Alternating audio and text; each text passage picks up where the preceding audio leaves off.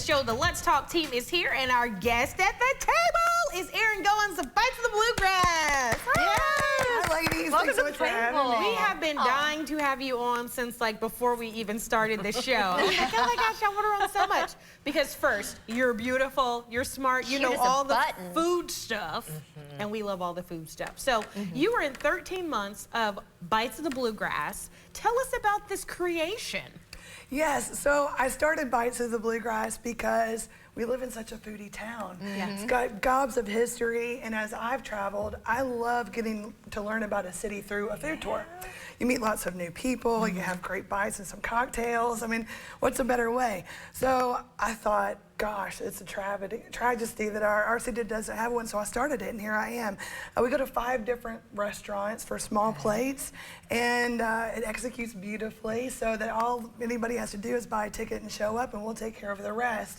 But as we go into each restaurant, people are connected to that food concept, and we're also talking about lots of well-researched, inclusive history along the way. Yeah. Inclusivity is a big thing, right? It's a huge deal. It makes a difference. Absolutely, and our city's history is very diverse. So, and I don't repeat history on tours. Lexington's plentiful in stories to share. So, in each different tour, you'll hear different stories and experience different restaurants. So I have 2 different Main Street tours. A tour on the West End, a Cocktails and Bites tour, and then a Distillery District tour on Sundays starting at the end of July.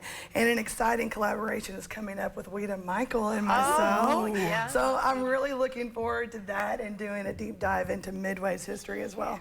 Oh, so you're going to Midway then? Yes, so we are talking about having a tour on wheels, and of course we'll be going to Holly Hill Inn and some others along the way for an elevated experience with bourbon and horses and all the wonderful things that make Kentucky, Kentucky. I love it. My goodness. How long is a tour? How long do they last? So the typical food tour is 3 hours, a nice little afternoon dinner party, and the best is that we eat calories and then we just walk it off. So it's a clean slate. But you know, and the time passes quickly when you're with new friends. We all start out as strangers, but by the end, we're all just one group. And like I said, there's so much darn history to share along the way that it could go on and on. But typically 3 hours, and then the cocktails tour is 2 hours. All right. Very cool, because you don't want to be putting back too many. You got it. Exactly. So if folks want to get in on a tour, learn more about you and your fashion, because you do the fashion too, how can they find you on the internet? Yes, so please follow Bites of the Bluegrass on both Instagram and Facebook to stay up to date.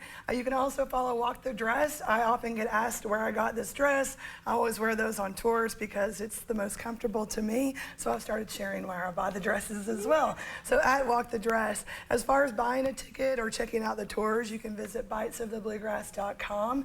You can also find an email and a phone number that way.